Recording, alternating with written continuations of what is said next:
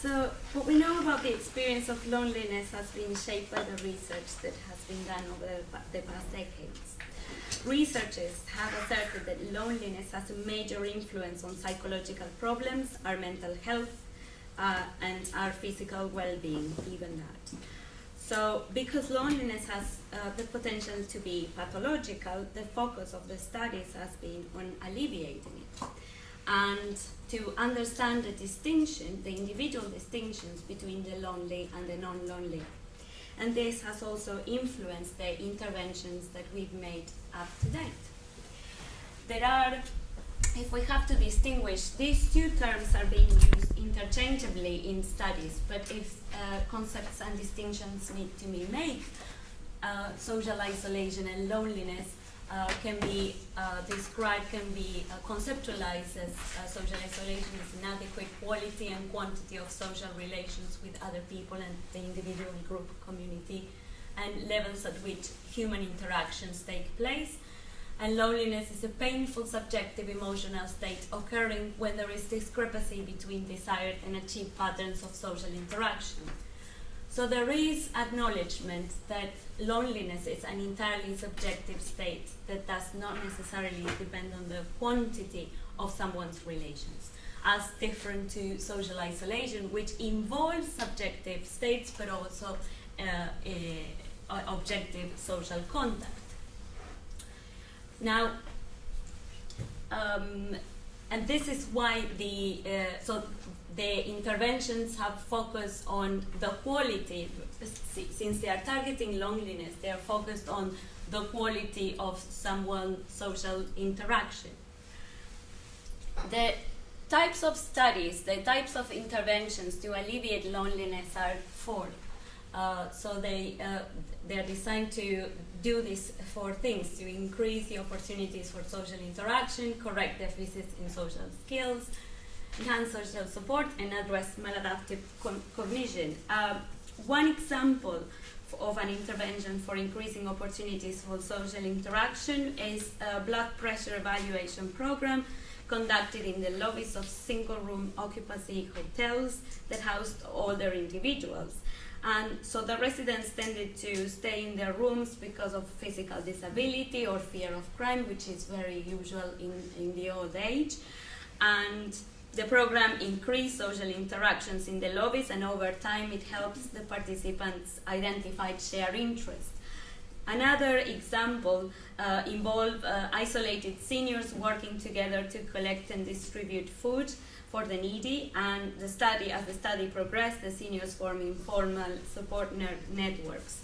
There are many more examples, but if we take into account the distinction that we've done before between social isolation and loneliness, even when the focus is on the quality of social interactions, we might say that if we're targeting, if we're trying to correct, if we're giving people opportunities to interact, that might not target exactly the subjective experience that loneliness involves. So some questions here then would be, some philosophical questions, if I dare say, would be, well, if we're talking about social interactions, if we're targeting social interactions, then what exactly is a social interaction, and what makes a social interaction a meaningful one? Then if they are dependent on mental representation, so if they are mediated by mental representation, or and exactly where it occurs, that referring to our mental representations. Maybe that's the way in which we connect to others, is the way in which we connect to the others, the representations we have of others in our heads. Again, do we only interact with other subjects? And in this, especially thinking about the types of interventions that are being done, the one-to-one interventions over the phone and interventions that involve internet programs. And whether these connections are of different quality. Well, and again, so why is now this such a big concern? Why now and not before. Loneliness is something that we can all identify with. Solitude is something that's appeared in books and even in mythology, and people are really concerned now, and why now and not before. Now, I've made a distinction, and again I need to say that maybe in the subjective experience of loneliness, there's more than just social interaction. So this, how do we relate, how does the self relate to others? Is it only about social interactions? I don't want to repeat myself too much, but basically that's the idea, if I'm being clear. So this becomes more relevant, thinking about that there's not only, loneliness might not only be about social connections, becomes more relevant when we think about the most vulnerable group, which is adolescents. So it appears that loneliness is more prevalent during adolescent years. This is when recent research has shown that young children can feel lonely too. But it is during adolescence when the interpersonal need for intimacy arises, and that's why it's key. So when children move into adolescence, they develop greater expectations about their social relationships. So they want to share, they want loyalty, social support, intimacy, and not just share activities like children. They also more likely to develop preoccupation with their social status, and this is why, again, if they have not acquired, the adolescents have not acquired the necessary social skills to cope with a changing environment, loneliness can arise. And also, they spend less time with their parents, and so they seek independence and to establish new relationships and replace the attachment figures. And one very important thing is that since their capacities, so their cognitive capacities are maturing and changing, this may also make an impact on the way so all the changes that they're going through, let them be psychological, physical, they might not disturb it. Make a change, put in question all the self-concepts that they had when they were children. So it seems that there is more to loneliness than just, and there's more to connection and interaction than just social interactions. It might have to do with the way in which people form their sense of selves, and that might involve values, beliefs that are not necessarily connected to the social world. This is a very good example, and perhaps a good transition to what I'm going to talk about now, because studying the experience of solitude might give us some chances to see, to understand a different way in which we might be alone and yet not feel disconnected necessarily. There are other subjective ways of feeling connected that do not involve being around the social world. So too much humanity can be fulfilling or isolated, and it can be experienced in solitude or make a person feel alone.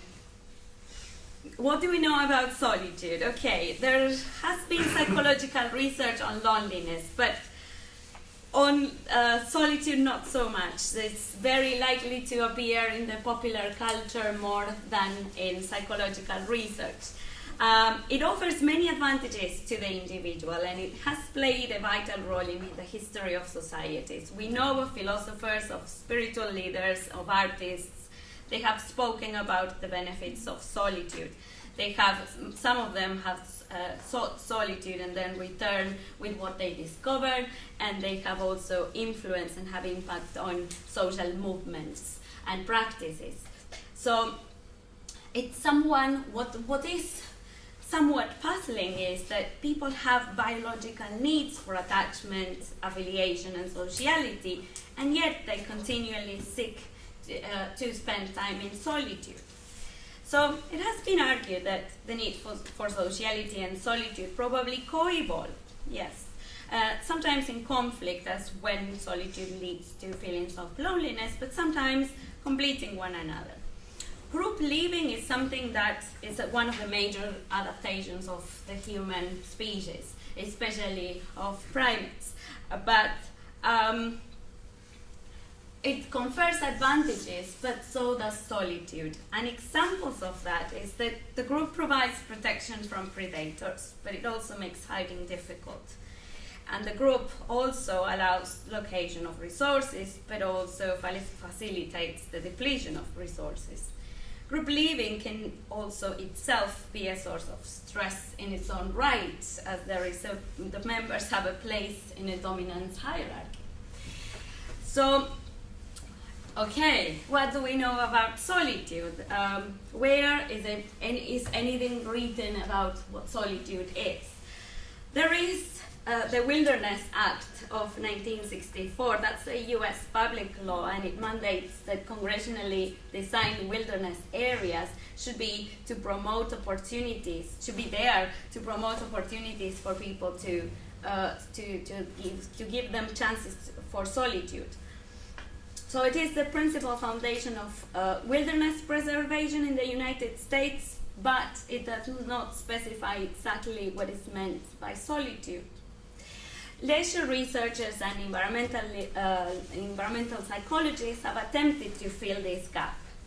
So solitude is used to denote one type of privacy, and this as a subtype of privacy, solitude is a condition in which a person is alone and unobserved, but not necessarily separated. And obviously, privacy is being away from the control and degree of other people's intrusions upon our actions. So,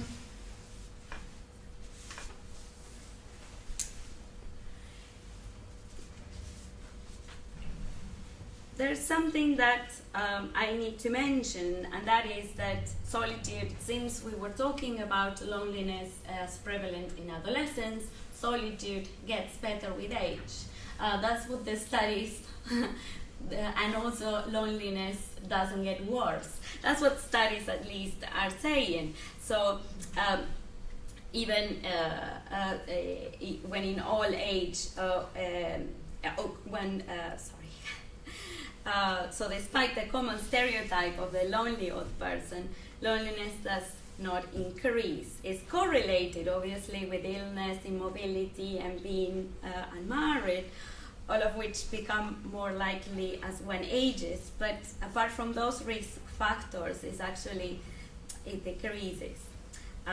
So there are lots of challenges for researchers to investigate why exactly it gets better, with age, why we are able to cope better with age. So what may be the benefits? If we have to talk about the benefits of solitude, what could those be? So early psychiatric practitioners believed that one benefit of solitude was offered by a state of protection against potential dangers of overstimulation. I'm completely up for that definition. I really like that. I very much intuitively liked that. But the benefits, but those could be benefits that are important to people with schizophrenia. There are more wider benefits for the non-clinical population that we can think about.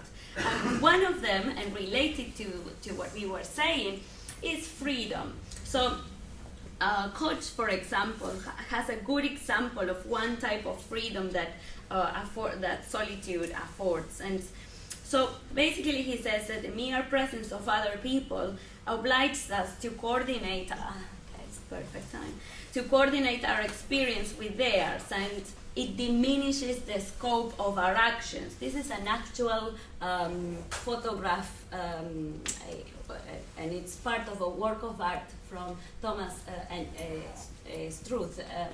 He's a German photographer, and he went to different museums showing how people influence each other when they are observing works of art. And this is similar to what Koch is saying, because he's saying just as one's experience of viewing a painting in a museum changes when another person walks up, our subjective experience is influenced by the slightest interaction with other person. We become conscious not only of the object we are seeing, but also of ourselves as viewers. So solitude can minimize the intrusive self-consciousness by reducing the demands of the other experiencing selves. Maybe a note here, something important, is that if we're talking about freedom, negative freedom, which is freedom from constraints, the positive freedom, as opposed to the positive freedom, which be the freedom that we have to choose to do things. And if this retreat is motivated by social anxiety or depression, then an obvious danger is exacerbating the persisting maladaptive condition. So that's maybe a note on freedom. There are other benefits of solitude. It facilitates creativity. It also, okay, are we in time? Yes, we're finished, okay. Okay, so those are more benefits. I should talk about this more. Well,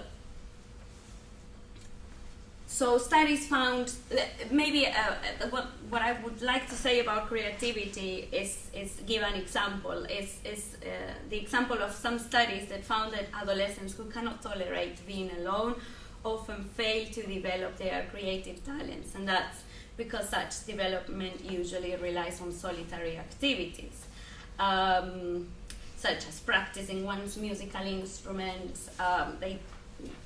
One doesn't need to and doesn't have to want to maybe spend time on their own to develop these creative abilities. There are many different theories that talk about the stimulation of multiple realities. One of them is Schutz's theory, and when he describes various cognitive styles, the characteristics of the modes of consciousness that we need to be able to create multiple realities, or the possibilities to contemplate multiple possibilities. They are similar to the characteristics that a person in solitude will acquire, that is limited sociality, limited intersubjectivity, and more personal time perspective. There's been research, the Antarctic research there. It's not very new, but there have been updated versions of that, and is members of the team. So some members of the Antarctic team were exposed to 3 weeks of almost complete isolation, doing field research, and following their solitude, members of both teams made comments as I could make my own stories, live them in my mind as if they were real. I could block things out easier. I had more vivid dreams and concentrate on what was there between and get absorbed in better. That is also related to self-transformation. So if we can contemplate different realities, we can also contemplate ourselves in different situations, and obviously not being in constant contact with other people allow us to define ourselves differently, because in first place they are the ones who are okay. there's so much more to say about this, and I wish I had gone through all of this. This is the most important part, so maybe next time. Okay, or in the break or in the Q&A. Thank you very much.